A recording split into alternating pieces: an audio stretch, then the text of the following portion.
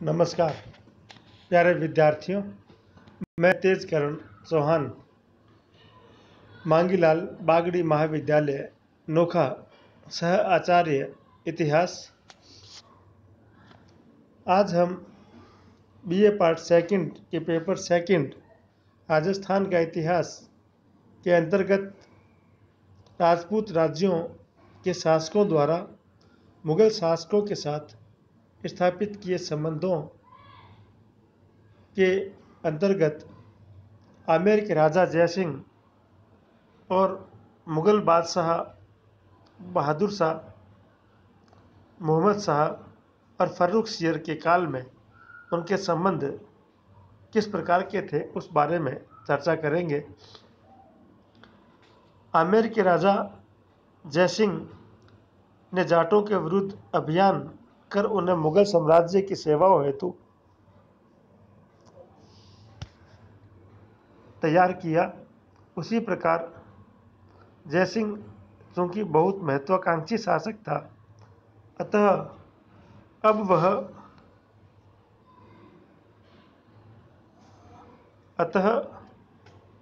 वह संपूर्ण राजपूत राज्यों के संबंधों में भी हस्तक्षेप कर अपना प्रभुत्व स्थापित करने की लालसा रखता था। यही कारण है कि उसने राजपूती राज्यों के आंतरिक मामलों में हस्तक्षेप और मध्यस्थता करने का प्रयास किया। जयसिंह ने सैयदों के कहने पर महाराव भीम सिंह ने बूंदी पर अधिकार कर लिया था, किंतु उसके पतन के बाद 1720 में जयसिंह ने बूंदी महाराव बुद्ध सिंह को वापस दिलवा दिया।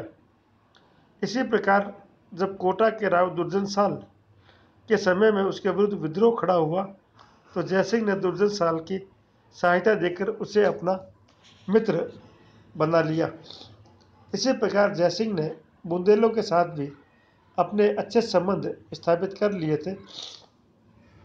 23 जून 1724 को जब जोधपुर के राजा अजीत सिंह की हत्या उसके पुत्र भगत सिंह ने कर दी, उसमें भी अधिकांश विद्वानों का ऐसा मानना है कि इसमें मुगल बादशाह की स्वीकृति थी और जयसिंह की इसमें एक बड़ी भूमिका थी, क्योंकि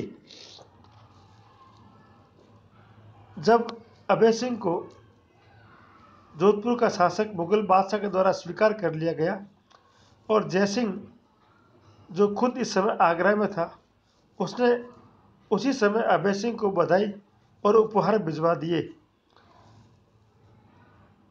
अगस्त 1724 में अभय सिंह ने जयसिंह की पुत्री के साथ विवाह भी किया। उससे इन आशंकाओं को बल मिलता है कि संभवतः अजीत सिंह की हत्या में कहीं न कहीं मुगल दरबार और जयसिंह अवश्य रूप से शामिल था। और जब अभय सिंह के विरुद्ध मारवाड़ में विद्रोह हुआ, तब भी उसे दबाने के लिए मुगल बादशाह ने जयसिंह को ससैन्य भेजा और विद्रोहियों के साथ उसका समझौता करवाया। इसी प्रकार बूंदी के मामले में जयसिंह की नीति भी पूर्णतः सफल नहीं कही जा सकती। बूंदी का महाराव बुद्ध सिंह जयसिंह का बहनोई था। फर्रुखसियर की सिंहासन से हटाने में जयसिंह और बुद्ध सिंह दोनों ने मिलकर शहीदों की सत्ता का सामना किया था। 1727 में तक दोनों साले बहनोई के संबंध अच्छे रहे, जब तक कि बुद्ध सिंह जयसिंह की बहन से घृणा नहीं करने लगा। उत्तरार्ध महाराव बुद्ध सिंह ने जब जयसिंह की बहन के साथ बुरा बर्ताव व्यवहार शुरू किया, तो जयसिंह ने बुद्ध सिंह को गद्दी से हटाने का निश्चय कर लिया और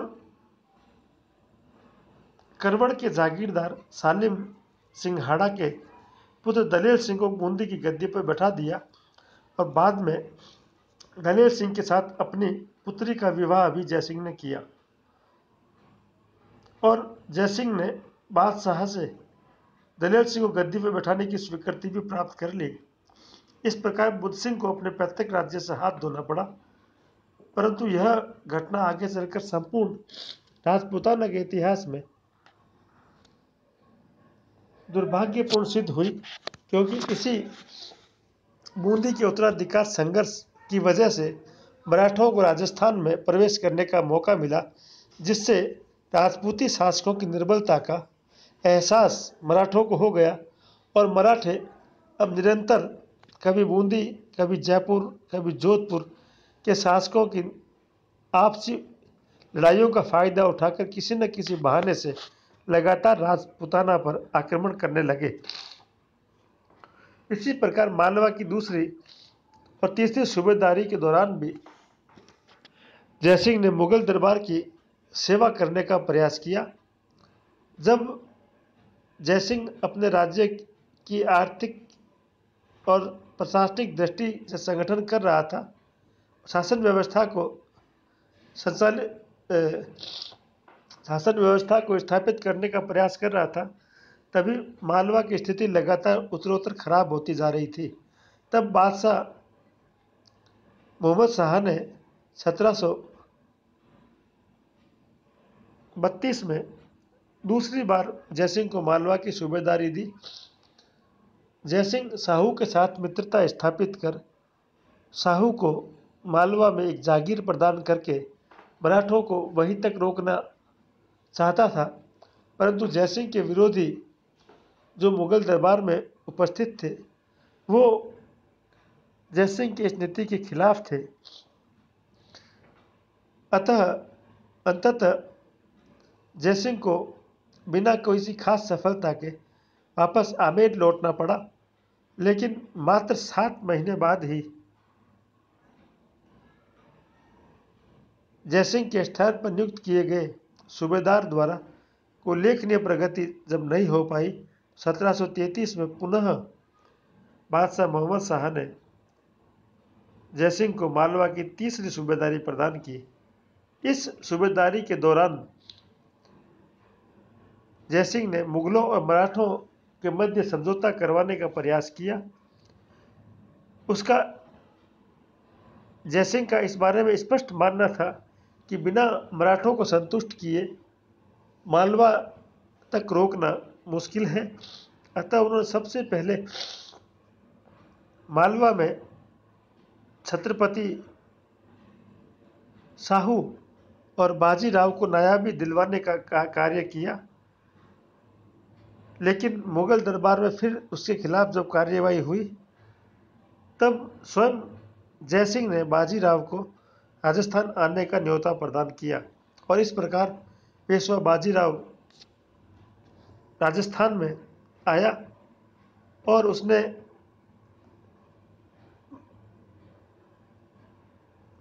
राजस्थान में अपनी सत्ता को स्थापित करने का प्रयास किया। फलस्वरूप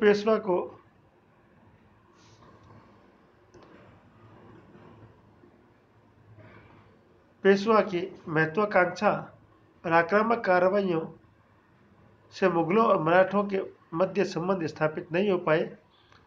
अंततः 1737 में जयसिंह को मालवा की सूबेदारी से हटा दिया गया, परंतु पेशवा बाजीराव ने जयसिंह के स्थान पर नियुक्त किए गए निजामुल मुल्क को बुरी तरह 1738 में हरा दिया और उसे अपमानजनक संधि करने हेतु विवश कर दिया। इसी प्रकार 1739 में जब अफगानिस्तान के शासक नादिर शाह ने भारत पर आक्रमण किया, उस समय भी जयसिंह और पेशवा बाजीराव मुगल बादशाह की सहायता के लिए दिल्ली नहीं गए। फलस्वरूप नादिर शाह ने दिल्ली में लूटपाट की और अपार धन संपदा लेकर वापस अफगानिस्तान लौट गया। 1740 से 43 तक जयसिंह मुख्यतः जयपुर में ही रहा। यद्यपि अगस्त 1740 में उसे पुनः आगरा की सूबेदारी प्रदान की गई, परंतु अपने जीवन के अंतिम वर्षों में वह सुरा सुंदरी में डूब गया और 21 सितंबर 1743 को उसकी मृत्यु हो गई। सवाई जयसिंह अपने समय का एक कुशल दूरदर्शी राजनीतिज्ञ और कूटनीतिज्ञ था। जिस समय देश में सर्वत्र अराजकता व्याप्त थी और मुगल साम्राज्य तीव्र गति से टूट रहा था, जयसिंह अपने राज्य में शांति और सुरक्षा बनाए रखने में सफल रहा। यह उसकी एक प्रमुख उपलब्धि थी। उसने अपने शौर्य और कूटनीति से आमेर राज्य का इतना अधिक विस्तार किया जितना पहले कभी नहीं हो पाया था। जयसिंह संस्कृत और फारसी भाषा का विद्वान भी था, ज्योतिष और गणित का असाधारण पंडित और साहित्यकारों कलाकारों का आश्रयदाता भी था। उसने जयसिंह कारिका, सिद्धांत कौस्तुभ और सम्राट सिद्धांत नामक ग्रंथों की रचना की थी। उसने कई विद्वानों को अपने राज्य में प्रश्रय प्रदान किया। उसने जयपुर, दिल्ली, उज्जैन, बनारस और मथुरा में बड़ी बड़ी वेधशालाओं का निर्माण करवाया। बड़े बड़े यंत्रों का निर्माण करवाकर ग्रह छत्र इत्यादि की गति को ठीक ढंग से नापने हेतु महत्वपूर्ण साधन उपलब्ध करवाए। सवाई जयसिंह को स्थापत्य के प्रति गहरी रुचि थी। जयसिंह इस बात को भली भांति समझ गया था कि उसकी बढ़ती हुई आवश्यकता के अनुसार आमेर उसके लिए पर्याप्त नहीं है। अतः 1727 में उसने एक बंगाली वास्तुकार विद्याधर की सहायता से 1727 ईस्वी में चौरस आकार की सीधी सड़कें और गलियों वाला शहर बसाना प्रारंभ किया, जो वर्तमान में जयपुर नाम से विख्यात है। इस प्रकार निर्विवाद रूप से ये कहा जा सकता है कि जयसिंह अपने समय का सर्वाधिक प्रतिभाशाली शासक था। एक तरफ उसने राजपूत राज्यों के मामलों में हस्तक्षेप कर अपना प्रभाव बढ़ाने का प्रयास किया, दूसरी तरफ राजपूत राज्यों और मुगल सम्राट के आपसी विवादों में मध्यस्थता की भूमिका भी अदा की। उसने अपनी तरफ से मराठों और मुगल दरबार के मध्य समझौता कराने का भी अथक प्रयास किया, परंतु मुगल दरबार में उसके विरोधी तत्वों की वजह से वह पूर्णतया इस कार्य में सफल नहीं हो पाया। वस्तुतः इस समय ऐसी कोई हिंदू शक्ति भी नहीं थी जो जयसिंह की सहायता अथवा मध्यस्थता की इच्छुक नहीं थी। इस प्रकार मुगल और मराठों के साथ उसके संबंधों में सम्राट उसकी सलाह लेना पसंद करता था। संक्षेप में कहा जाए तो ये ठीक ही होगा कि जयसिंह ने